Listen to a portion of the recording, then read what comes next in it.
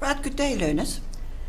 This lesson continues with the one that we did previously when we looked at how the recording in accountancy takes place. Now remember our focus on, and I said to you that although you're doing a subject called accounting, we first have to do a bookkeeping. The bookkeeping is the language of accounting. And this is the section where we do all the recording. We keep all the records. And these records are then used for us to determine whether we've made a profit or a loss, what our net worth is, and what decisions have to be made going into the future. Right, in the previous exercise, we worked with this chart. And we saw how if we put beans, and remember the beans are just used to record. It's not actual money, it's what your records are. And so we came out with a situation like this where we had, after some capital being put into the business and borrowing money, you had 1,000. Remember, each bean we said represents 1,000. That's, you had 1,000 in the bank, 6,000 in equipment, 7,000 rands worth of vehicle that you bought, and we had 1,000 rand that the owner took for his own use, and we called that drawings. We then got a loan, and at this stage our loan is 5,000, and the owner himself has put in a total of 10,000.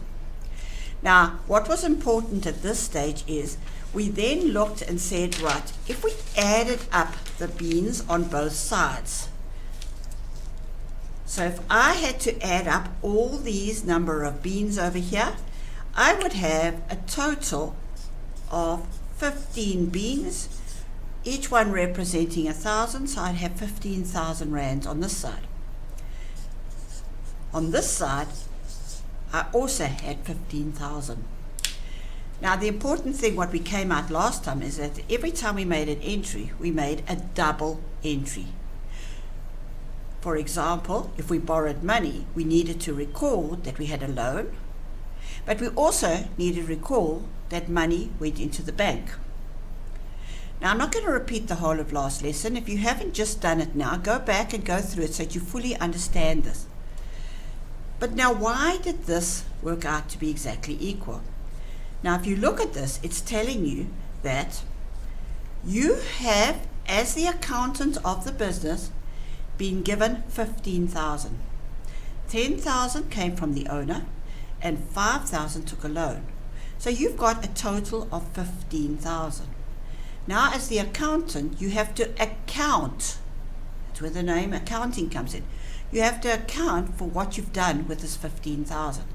And what you're saying is, at this stage, I've got 1,000 in the bank, I've got equipment, I've got vehicles, and the owner took 1,000. So if I had 15,000, I can account for all 15,000. Right, now we're going to go a step further. And we are going to start operating this business. So let's assume that for the purposes of this exercise, we're a hairdressing salon. So we are going to cut people's hair, and we're going to earn an income from that. So let's assume that I get 3,000 rand from income. I would need to record that there's an income of 3,000. Now, if you're in business, you need to know how much you are earning because you want to know if it's profitable to you. So you record the fact that you earned an income. On the same hand, those people gave you money. So you've now got 3,000 in your bank account. So you've recorded that your bank is receiving more, but you're also keeping a record that you're earning money of 3,000. Right, now we need to run this business, and we need to buy shampoos and hair coloring and so on. So we're going to go and buy 2,000 rands worth of consumables, shampoos and so on. So now we're going to pay cash for it. So the first thing I'm going to do is have to take 2,000 out of the bank. I don't have it in the bank any longer. And that shampoo we call an expense.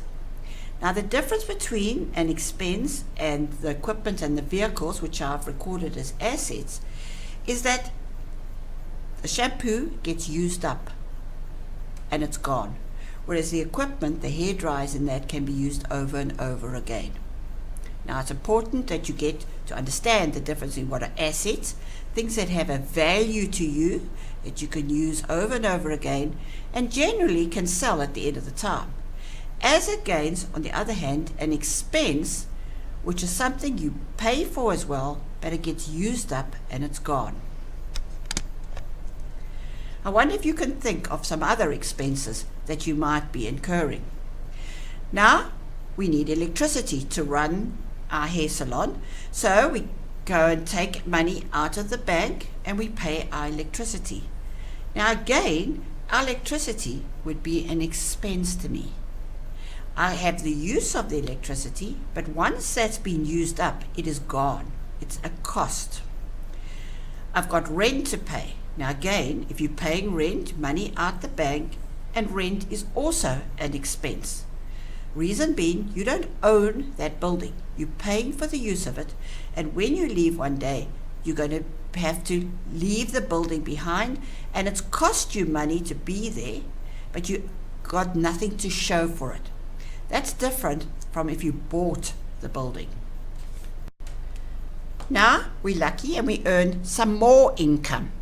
More people have come in to cut their hair, so we receive another 8,000 in the form of an income. And that 8,000 now comes into the bank. And you can see we definitely needed money at this stage because our bank actually had no money at this stage. We refer to it as having a liquidity problem at this stage. Right, now we pay our wages. The staff that are cleaning the shop, helping you with the washing of hair, they get paid wages. Now a wage is an expense to me. I have to pay it, but I don't own the people. There's no asset involved. So I'm going to pay wages of 2,000 out of my assets and into my expenses. So remember, learners, what I'm doing is I'm recording. I'm minusing from the bank, but I'm adding it onto expenses in order that I know what my total expenses are. Now remember, we took this loan from a bank or some other financial institution, but we do have to pay this back. So we are now going to take 2,000 Rand of our money and we're going to pay off the loan. So at this stage, my asset, my bank, is decreasing. I'm paying the money. So I've got less money in the bank. My liability is also reducing. So I'm not substituting, I'm not adding on. Both of them have decreased. So I'll be minusing 2 and I'm minusing 2 on the other side. But with every loan, you have to pay interest on your loan. Now, your interest is going to be an expense. So you're taking it out of your assets. But the difference is it becomes an expense. Now you need to spend some time with your teachers to understand why, when we paid the loan, I took the amounts off, both of them, because I'm reducing them. The loan was money I originally received from them. It was never mine. I had the use of it. And now I'm paying back. Whereas the interest is an added expense onto my business. It's something I have to pay over and above my loan. So now, first of all, let's look at what's happened. So if I count all my my beans on the board over here, I see that I had 3,000 left in the bank. I still got my equipment of 6. I've still got the vehicle of 7. The owner still had these 1,000 that he took of drawings. But now I'm recording I've got 7,000 rands worth of expenses. Remember, if you go back here and you count this up, there's the 7,000 that you had in your expenses. On the other side, my loan I paid off, so I only owe 3,000. The capital is still the original 10,000, and you got an income of 11,000.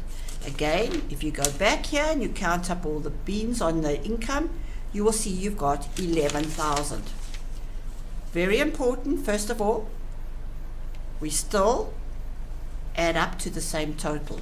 Yes, it's changed, but it's still identical because we've been making double entries. Right, this is where we got our money from. We earned some income as well, and we used that to pay expenses, and in this stage there was nothing else, but everything went into expenses and paying off a loan, for example. So, first of all, check. Does this agree? Now you need to stop and make sure that you can make entries and get the two sides to agree. They must have the same total. Teachers, at this point, please take the learners now back to the New Era textbook and do some exercises on this nature where they are increasing and decreasing. You'll notice that the New Era textbook uses spreadsheets to actually increase and decrease.